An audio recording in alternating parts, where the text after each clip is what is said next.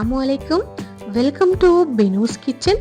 இன்னைக்கு நாம ஒரு மீன் குழம்பு ரெசிபி தாங்க பார்க்க போறோம். தேங்காய் மசாலா எல்லாமே நல்லா வறுத்து அரைச்ச அயில மீன் குழம்பு தாங்க செய்ய போறோம். இந்த அயில மீன் குழம்பு ரொம்ப டேஸ்டா இருக்குங்க. இந்த மீன் குழம்ப கண்டிப்பா ட்ரை பண்ணி பாருங்க. இப்போ இது எப்படி செய்யறதுன்னு பார்க்கலாமா? அதுக்காக நான் இங்கே அரை மூடி தேங்காவை நல்லா சின்ன பீஸாக கட் பண்ணி எடுத்திருக்கேன். இது கடாயில் கொஞ்சம் தேங்காய் எண்ணெய் ஊற்றிட்டு இந்த தேங்காய் எல்லாமே இதில் போட்டுடலாங்க. அரை கைப்பிடி அளவுக்கு சின்ன வெங்காயம், ஒரு 5-6 பல்லு வெள்ளைப்பூண்டு, அரை டீஸ்பூன் அளவுக்கு சோம்பு, 1 டீஸ்பூன் அளவுக்கு மிளகு. நான் இங்கே பார்த்தீங்கன்னா மிளகு தூள் தான் சேர்த்துக்கிறேன்.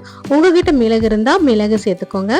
அடுத்ததாக பார்த்தீங்கன்னா 1/4 டீஸ்பூன் அளவுக்கு மஞ்சத்தூள், 1 டீஸ்பூன் அளவுக்கு மிளகாய் தூள், 1 டீஸ்பூன் அளவுக்கு மல்லித்தூள். இது எல்லாத்தையுமே சேர்த்து நம்ம நல்லா வதக்கி விட்டுக்கணுங்க. இதில் கொஞ்சமாக கருவேப்பிலையும் சேர்த்துக்கோங்க. இப்போ இது எல்லாத்தையுமே தேங்காய் எண்ணெயில் நல்லா 1 நிமிஷத்துக்கு நல்லா வறுத்து எடுத்துக்கலாங்க. இந்த மாதிரி வறுத்து அரைச்சி செய்யும்போது ரொம்ப நல்லா டேஸ்ட்டாக இதோட ஃப்ளேவர் சூப்பராக இருக்கும்.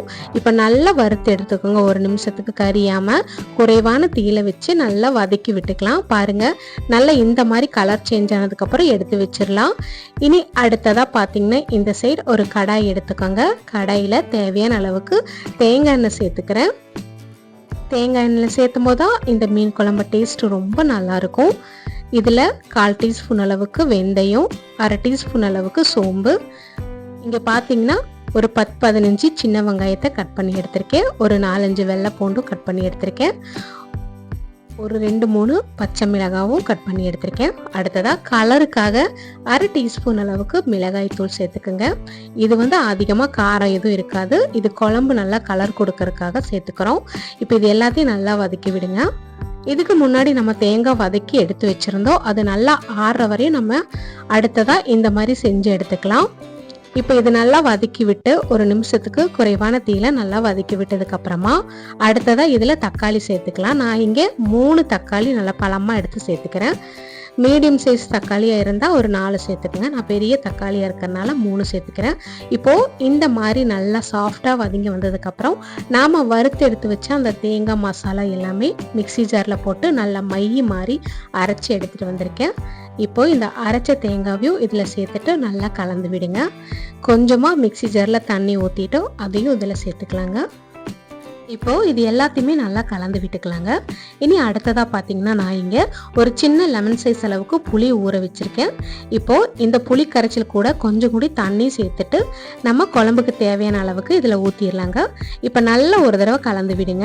இனி அடுத்ததாக இதில் நம்ம உப்பு சேர்த்துக்கலாம். நான் இங்கே 1/2 டீஸ்பூன் அளவுக்கு உப்பு சேர்த்துக்கிறேன். உப்பு சேர்த்து நல்லா கலந்து விட்டுட்டு இந்த ஸ்டேஜில் உப்பு காரம் புளியெல்லாம் செக் பண்ணி பார்த்துக்கோங்க.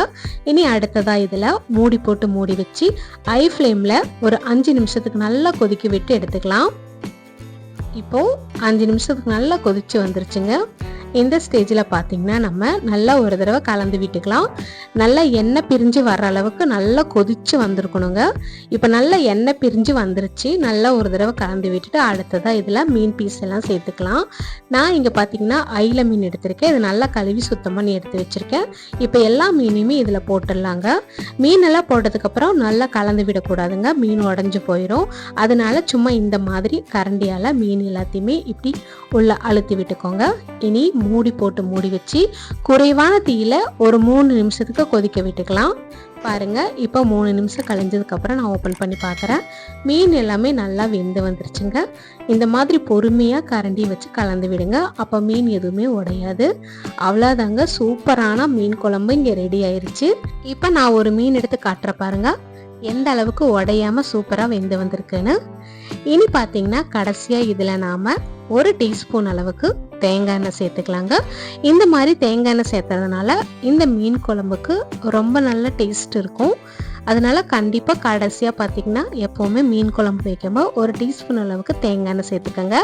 அதுக்கப்புறம் கொஞ்சமாக கருவேப்பிலையும் சேர்த்துக்கோங்க. இப்போ அவ்வளோதாங்க, நம்ம செஞ்சதுமே சாப்பிடாம ஒரு அரை மணி நேரம் கழிஞ்சதுக்கு அப்புறமா நம்ம சர்வ் பண்ணி சாப்பிடும்போது ரொம்ப அட்டகாசமான டேஸ்ட்ல இருக்குங்க. சாதம், இட்லி, தோசை, சப்பாத்தின்னு எல்லாத்துக்கூடையுமே வச்சு சாப்பிட்றதுக்கு ரொம்ப சூப்பரான டேஸ்ட்டில் இருக்குங்க. கண்டிப்பாக இந்த மாதிரி ட்ரை பண்ணி பாருங்கள். இந்த வீடியோ பிடிச்சிருக்கும்னு நினைக்கிறேன். பிடிச்சிருந்தா லைக் பண்ணி கமெண்ட் பண்ணி ஷேர் பண்ணுங்கள். மறக்காமல் பினூஸ் கிச்சன் சேனலை சப்ஸ்கிரைப் பண்ணிக்கோங்க. பாய்.